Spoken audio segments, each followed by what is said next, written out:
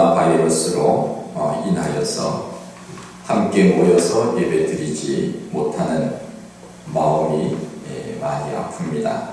아마 가정에서 영상으로 예배를 드리는 사랑하는 우리 모든 성도님들도 마찬가지고, 또 오늘 이렇게 예배위원으로 함께 모여서 예배드리는 우리의 모두의 마음도 마찬가지일 겁니다. 특히 절기상 우리가 지금 사순절 절기를 지내고 있는데, 이 기간은 더욱더 기도하고 모여서 십자가를 생각하면서 지내야 되는 기간임에도 불구하고 모이지 못해서 여러 가지 마음으로 아마 안타까움이 많을 줄 압니다.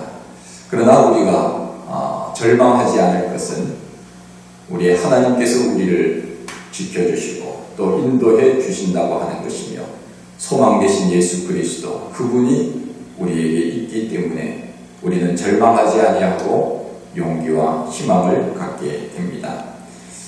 우리 기독교에 있어서 중요한 것은 십자가 그리고 부활입니다. 기독교의 상징은 바로 십자가와 부활이지요. 교회에 혹은 또 우리 개인에게 능력이 없는 것은 우리에게 십자가와 부활의 믿음이 혹 부족하지는 않는지 생각해 봅니다. 교회의 본질은 바로 예수 그리스도의 십자가와 부활을 증거하는 것입니다. 이것을 붙들어야 바로 교회의 존재의 의미가 있는 것입니다. 십자가와 부활은 우리가 믿어도 되고 믿지 않아도 되는 선택의 사항이 아니고, 이것은 우리가 구원을 받는 데 필수적인 사항입니다. 십자가를 붙들면 부활이 있습니다. 기독교의 본질적인 것, 이것이 바로 우리를 구원에 이르게 하는 길이다 하는 것입니다. 오늘은 인문학적인 요소를 가지고 말씀을 좀 나누고 싶습니다. 일본의 여류 소설가 중에 미우라 아야코라고 하는 사람이 있는데, 그는 신실한 크리스찬입니다. 우리가 잘 아는 대로 빙점이라고 하는 유명한 소설을 썼고, 또 양치는 언덕이라고 하는 소설로도 유명합니다. 물론 그는 1999년도에 77세로 세상을 떠났지만 그의 작품은 여전히 많은 사람들에게 읽혀지고 있습니다. 양치는 언덕이라고 하는 소설의 내용에 이런 내용이 나오는 것을 읽었습니다. 주인공으로 나오는 여인의 이름이 나오미라고 하는 사람인데, 그는 목사의 딸입니다. 고등학교 시절에 우연히 친구의 오빠인 료이치라고 하는 사람을 만나서 사랑에 빠지게 되고, 어린 나이에 결혼 생활을 시작을 하게 됐는데, 처음에 부모는 반대를 했습니다. 예수를 믿지 않았기 때문에 그렇습니다. 그래서 이 나오미는 집을 뛰쳐 나옵니다. 그런데 남편과 함께 어느 정도 살다가 무엇을 알게 되었는가 하면은, 이 남편이 늘 술에 찌들려서 살고 있는 사실을 알게 되었고, 또한 이 사람은 온전한 가정을 이룰 수 없는 그런 바람을 피우는 그런 사람으로 확인이 되었습니다. 그 생활 가운데 참다가 못하여서 이 나오미는 혼자서 친정으로 돌아오게 됩니다. 그런데 몇 년 후에 남편 로이치가 폐병에 걸려서 나오미를 찾아옵니다. 나오미는 그 사람을 받아들이기가 싫었지만은 목사인 아버지는 처음에는 반대를 했지만, 그러나 그를 안타까운 마음으로 받아들입니다. 처가에서 요양 생활을 하는 동안에 로이치는 처갓집 식구들의 그 믿음에 감동을 받아서 예수님을 마음에 영접하게 됩니다. 요양 생활을 하면서 이 료이치는 다락방에서 그림을 그리는데, 아무도 보지 못하게 늘 그림을 그리고는 흰 천으로 그 그림을 덮어두고 하는 말이, 내가 이 그림을 다 그린 다음에는 부인에게 크리스마스가 될 때 이 완성된 그림을 선물하겠다, 그런 이야기를 하고는 이 그림을 그리는 과정 속에서 보이지 않도록 천으로 덮어두었습니다. 크리스마스 무렵이 되었을 때 전에 사귀던 불량한 여자로부터 료이치에게 전화가 옵니다. 한 번만 좀 만나달라고. 할 수 없이 나가서 만납니다. 술을 권하지만은 마시지 않고 하룻밤을 자고 가라고 했지만은 그 유혹에 넘어가지 않았습니다. 그러자 그 여자에게 여자가 몰래 이 료이치에게 수면제를 팝니다. 그리고 한 잔만 마시면 보내주겠다고 속입니다. 그 술을 받아 마신 료이치는 그곳에서 잠들지 않으려고 길을 나섰다가 그만 길에서 동사하고 맙니다. 소설의 클라이막스는 이것입니다. 나오미가 료이치를 장사하고 그가 다락방에서 그렸던 그 그림의 천을 벗기는 장면, 이것이 그 소설의 클라이막스입니다. 그 천을 벗기자 거기에는 어떤 그림이 있었는가 하면은 십자가에 달리신 예수님의 그림이 있었습니다. 그런데 그 십자가의 발 아래에 한 청년이 무릎을 꿇고 고개를 숙인 채 예수님의 발을 붙잡고 있는 그런 그림이었습니다. 그의 손등 위에는 예수님의 피가 뚝뚝 떨어지는 그러한 그림이었습니다. 그 청년이 누군가 하면은 바로 료이치, 그림을 그린 그 자신이었습니다. 십자가의 사랑, 내 죄를 위하여 내 대신 못 박히신 예수님의 사랑을 그는 그림으로 표현한 것입니다. 처음에는 세상 가운데 방탕하고 세상에 빠져서 살아왔지만은 아내를 만나고 그 가정의 믿음의 모습을 보고 감동하여서 예수 그리스도를 영접하고 내가 온전히 믿음으로 살 수 있는 것, 내가 이 세상을 풍성하게 살 수 있는 것, 그것은 바로 예수 그리스도의 십자가를 붙들고 사는 길만이 내가 잘 사는 길임을 그는 깨달았던 것입니다. 그리고는 그가 늘 다락방에서 그림을 그리면서 내가 오늘 이렇게 살 수 있었던 것은 바로 예수 그리스도, 그분의 십자가가 나를 바른 길로 인도했다고 하는 신앙의 고백에서 그는 그 그림을 그린 것입니다. 이것이 바로 십자가의 능력입니다. 바람을 피우며 밖으로 나다녔던 남편 료이치를 변화시킬 수 있었던 것, 그것은 바로 예수 그리스도의 복음 그것밖에는 없었습니다. 결국 십자가에 예수님을 만남으로 인하여서 그는 참회의 삶을 살았다고 하는 이야기가 바로 양치는 언덕이라고 하는 소설의 내용입니다. 프랑스 군인들이 전쟁터에 나갈 때 배낭에 책 2권을 늘 넣고 다닌다고 합니다. 하나는 성경이고 하나는 파스칼의 팡세라고 하는 책입니다. 파스칼이 팡세를 쓰게 된 동기가 있습니다. 여동생인 이 불치병인 안질에 걸려서 고생을 하고 있었습니다. 파스칼은 하나님 앞에 간절히 기도했습니다. 그때 환상이 나타나서 예수님의 십자가가 나타나더니 동생의 눈을 만지는 것이었습니다. 이상한 일이었습니다. 파스칼은 기도 중에 예수님의 십자가가 나타나서 동생의 눈을 만지는 것을 보고는 기도를 마치고 동생에게 찾아가서 묻습니다. 눈이 어떠냐? 물었더니 동생이 말합니다. 오빠, 이상한 일이 생겼어요. 눈이 방금 나아졌어요. 이때 파스칼은 중얼거렸습니다. 아, 내가 믿었던 예수 그리스도, 그분은 내가 철학적으로 믿었던 그분이 아니고 그분은 바로 아브라함의 하나님, 이삭의 하나님, 야곱의 하나님, 살아계신 하나님이며 나를 위하여 십자가에 죽으신 예수 그리스도, 내가 그분을 믿노라. 파스칼이 죽은 후에 그의 옷에서 이상한 가죽 조각들이 발견이 되었습니다. 그 가죽에는 이런 글귀가 있었습니다. 예수 그리스도의 십자가는 능력입니다. 파스칼은 예수 그리스도의 십자가의 능력을 의지하면서 늘 글을 썼고 그렇게 살아왔다고 하는 이야기입니다. 우리가 아무리 이 세상에서 많은 것을 누리고 많은 것을 가지고 많은 일을 한다 그래도 우리 속에 예수 그리스도 그분이 없으면 무슨 의미가 있겠습니까? 아무리 숫자가 0이 많아도 앞에 일자가 없으면 그 숫자는 아무것도 아닌 것처럼 예수 그리스도 그분이 우리에게 없다면 우리의 인생은 아무것도 아닌 것처럼 살게 되는 것입니다.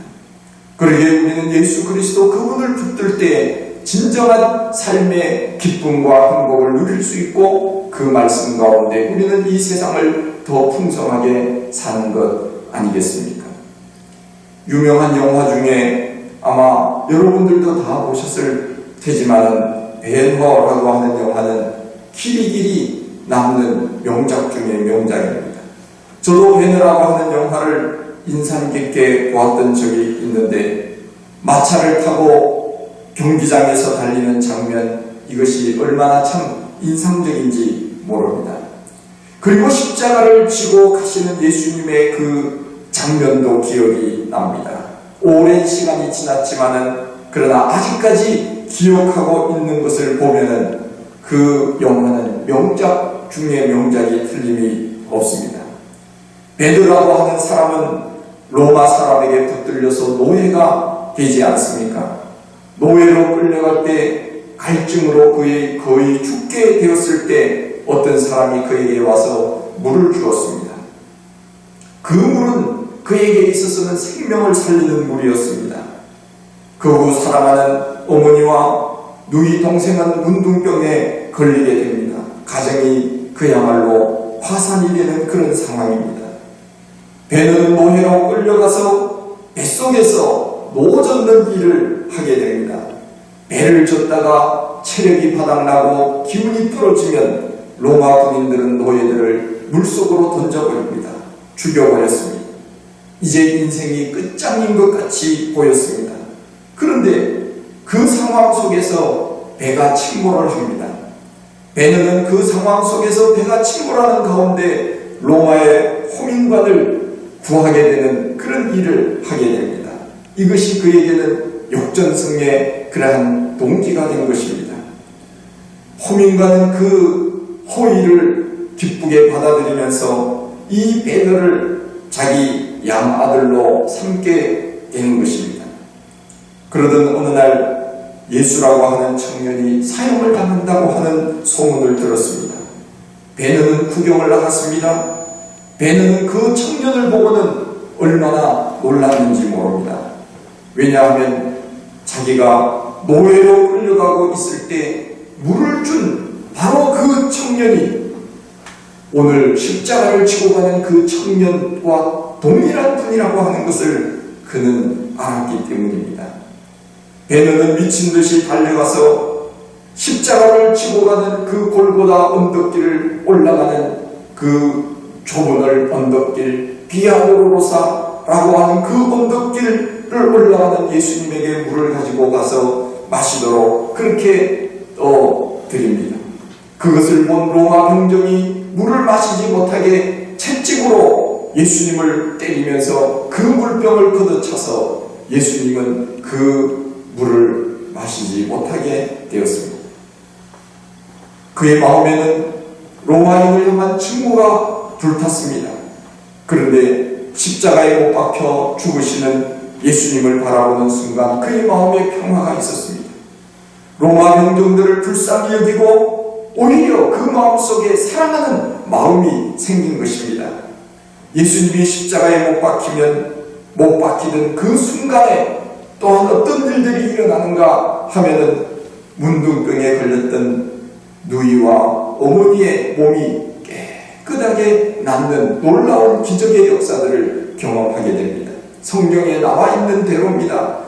예수님께서 십자가에 못 박혀 돌아가실 때 하늘에서 뇌성과 같은 울리는 소리들이 있지만 많은 사람들이 무덤에서 일어났다고 하는 놀라운 광경대로 베드로의 가족들이 새 생명을 얻는 것입니다. 이것이 십자가의 능력이었다는 것입니다. 그런데 영화에는 나타나지 않았지만은 영화 제작하는 과정에서 이런 사실이 전해지고 있습니다. 배너를 촬영한 영화감독 윌리엄 와일러는 수천 명의 엑스트라들에게 이렇게 말했다고 합니다. 여러분, 예수님이 십자가에 못 박혀 죽는 장면을 촬영할 때는 아무것도 생각하지 마시고 오직 십자가만 계속 바라보십시오. 감독이 명령하는 대로 수많은 엑스트라 배우들은 그렇게 스태프들과 함께 십자가만 바라보았습니다.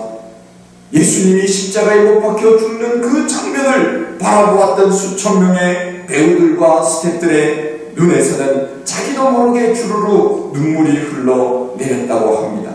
모두가 경건하여졌습니다. 그런 은혜의 순간은 지금까지 없었다고 사람들은, 그 자리에 참석한 그 영화를 찍는 사람들은 고백했다고 전해 내려오는 이야기가 있습니다. 이것이 바로 십자가의 능력입니다. 예수 그리스도의 십자가를 바라보기만 해도 우리는 삶의 용기와 힘을 얻을 수 있는 것 아니겠습니까? 우리가 이 세상에 그 무엇을 볼 때 힘을 얻을 수 있고 용기를 얻을 수 있는 일이 얼마나 되겠습니까? 예수 그리스도의 십자가, 힘들고 어려울 때, 삶에 지치고 낙심될 때, 절망 가운데 빠져 있을 때, 오늘 우리가 지내고 있는 이 코로나 바이러스로 인하여 고통당하는 이 기간 동안에는 더욱더 예수 그리스도의 십자가를 바라보면서 믿음으로 살아야 되는 것이 아니겠습니까? 그 십자가가 우리에게 소망을 주고 용기를 주고 새로운 삶의 이정표를 제시해 준다고 하는 사실입니다. 우리가 아무리 몸을 잘 닦아도 죄는 닦을 수가 없습니다. 아무리 의사가 수술을 잘 한다고 해도 우리의 죄를 도려낼 수는 없는 것입니다. 아무리 지식이 많아도 그것으로 우리의 죄의 문제를 해결할 수는 없습니다. 우리의 죄의 문제를 해결해주고 우리를 영원한 하나님의 나라로 인도해 주시는 것은 바로 예수 그리스도의 보혈의 능력, 십자가의 능력 밖에는 없는 것입니다. 우리들에게 영원한 천국을 보장해주는 분은 예수 그리스도 그분밖에는 없는 것입니다. 찬송가에 나와 있는 것처럼 나의 죄를 씻기는 예수의 피밖에 없네. 오직 예수 그리스도의 보혈, 십자가의 보혈이 우리를 깨끗하게 하고 영원한 구원을 허락하신 것이 아닙니까? 구약에 보면 라합이라고 하는 여자가 나옵니다. 이 여자의 직업은 기생이었습니다. 영어 성경에 보면 매춘부로 기록이 되어 있습니다. 공동 번역이나 새 번역에는 창녀라고 기록되어 있습니다. 그러나 놀랍게도 그런 신분을 가진 여인이 히브리서 11장에 보면은 위대한 믿음의 사람의 반열에 올라가 있지 않습니까? 믿음으로 살았던 사람은 아브라함, 이삭, 야곱, 요셉 이런 사람들을 거론하면서 라합의 이름도 같이 거론하고 있습니다. 특별히 야고보서 2장에도 라합을 훌륭한 믿음의 사람으로 인정을 하고 있습니다. 더 놀라운 것은 신약 성경이 시작되는 마태복음 1장에 예수님의 가문에서 라합이 별처럼 빛나고 있다고 하는 사실입니다. 살몬은 라합에게서 보아스를 낳고 보아스는 오벳에게서 이새를 낳고 이새는 다윗 왕을 낳으리라 말씀하고 있지 않습니까? 육신으로 말하면 라합은 예수님의 조상이 되는, 예수님의 할머니가 되는 영광을 차지한 사람, 이 사람이 바로 기생 라합이었습니다.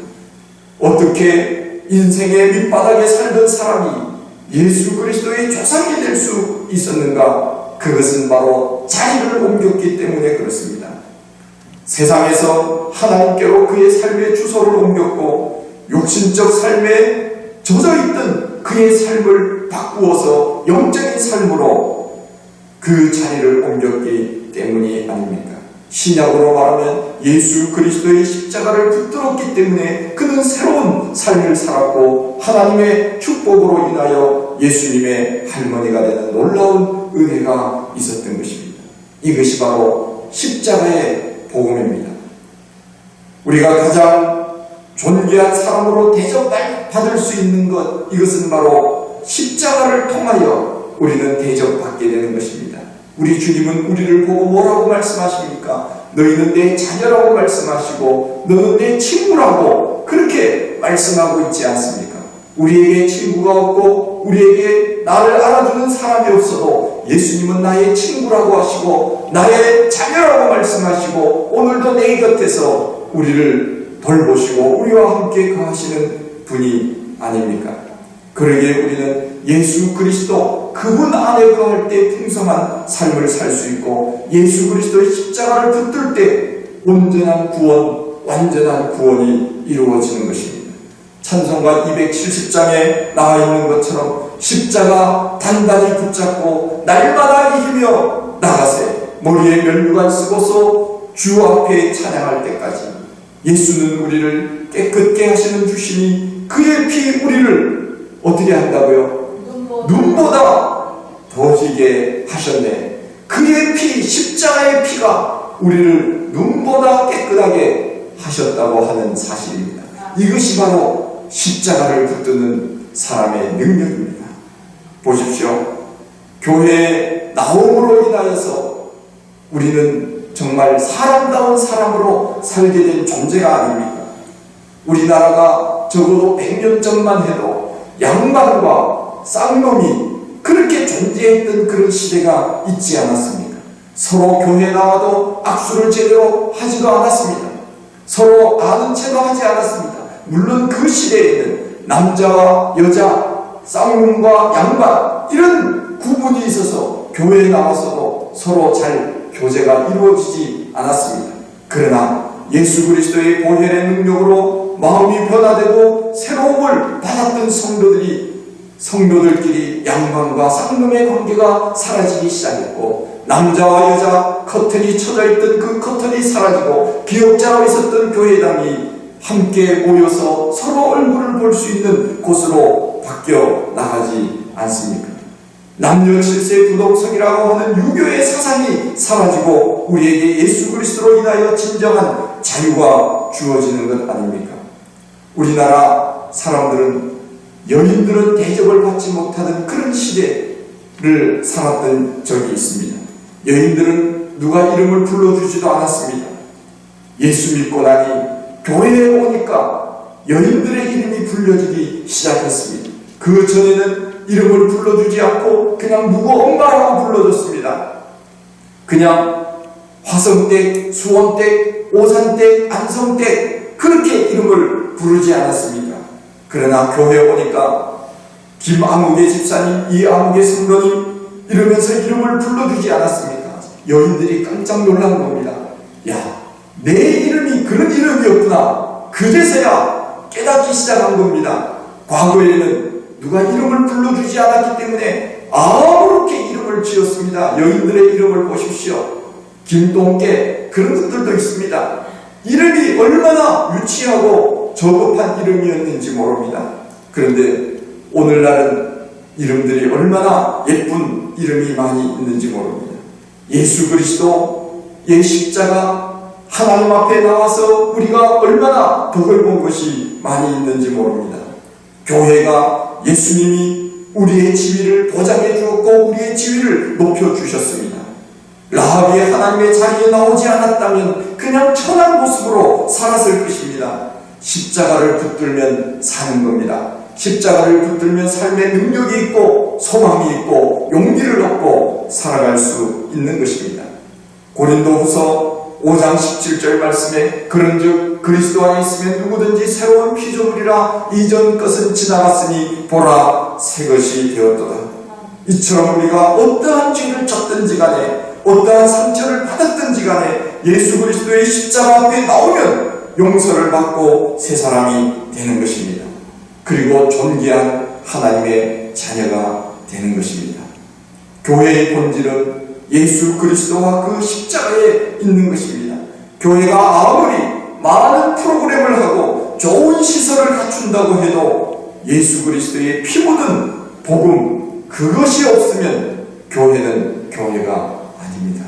세상에 어떤 하나의 기관 밖에는 되지 않습니다. 그러나 교회가 교회되는 것은 바로 이 교회 안에서 예수 그리스도의 십자가가 전달된다는 것이며 그 십자가를 구주로 믿고 의지하고 사는 사람들이 모였기 때문에 교회가 교회 되는 것 아닙니까? 우리 교회가 참 예쁘게 잘 꾸며졌어요. 그렇죠? 네. 사람들이 내면적인 것은 모르니까 겉으로 처음 볼 때 늘 하는 말이 야, 참 예쁘네요. 그런 말을 많이 합니다. 맞죠?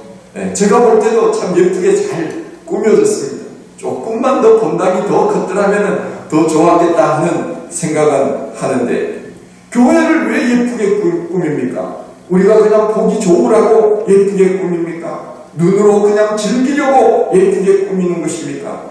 물론 그런 것들도 있지만, 그러나 교회를 아름답게 꾸미고 예쁘게 또 장식하고 화분을 갖다 놓고 우리가 청소하고 이러는 것은 이러한 환경을 통하여서 믿지 않는 사람이 와서 보고 이곳에 오라고 우리가 예쁘게 꾸미는 것 아닙니까? 이곳에 와서 본질적인 예수 그리스도를 만나도록 하기 위하여 교회를 예쁘게 꾸미는 것입니다.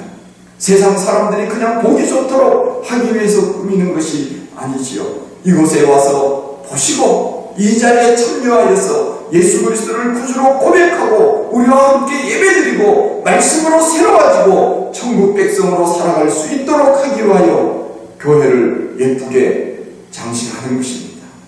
우리는 바로 이곳에 와서 예수 그리스도의 십자가를 발견하게 되고 그분을 만나게 되는 것입니다. 그분을 만날 때 우리에게 진정한 자유와 기쁨이 샘솟는 것입니다.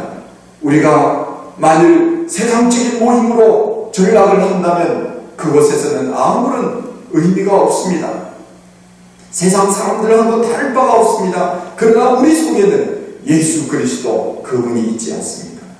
코로나 바이러스로 인하여서 우리가 함께 모여서 예배드리지 못하는 그런 아쉬움이 있지만, 그러나 가정에서 예배를 드리는 우리 모든 성도님들도 예수 그리스도 그분이 우리 마음속에 있기 때문에 오늘 가정에서도 그분을 생각하면서 예배를 드리고 있는 것이 아닙니까? 할렐루야. 십자가의 도가 멸망하는 자들에게는 미련한 것이요 구원을 얻는 우리에게는 하나님의 능력이 되는 것입니다. 십자가는 구원을 얻게 하는 능력입니다. 미련한 사람들은, 멸망받는 사람들은 이 십자가를 우습게 여깁니다. 아무것도 아니라고 말합니다. 십자가 그게 무슨 능력이야? 십자가에 달린 예수 그분이 무슨 예수야? 믿지 않는 사람들은 그렇게 생각을 합니다. 그래서 성경에서 말하고 있지 않습니까? 십자가의 도가 멸망하는 자들에게는 우리가 믿는 예수가, 우리가 믿는 십자가가 미련하게 보일 수 있지만, 그러나 우리에게는 그 십자가에서 구원의 능력을 발견하고 그 능력을 체험하게 되는 것 아닙니까? 믿는 사람과 믿지 않는 사람이 이렇게 다른 것입니다. 여러분, 교회는 십자가의 복음이 사라져서는 안 됩니다. 우리 마음속에 예수 그리스도의 십자가가 사라져서는 안 됩니다. 그분이 나를 위하여 피 흘려 죽으셨고 그분이 나를 사랑하셔서 다시 살아나신 것입니다.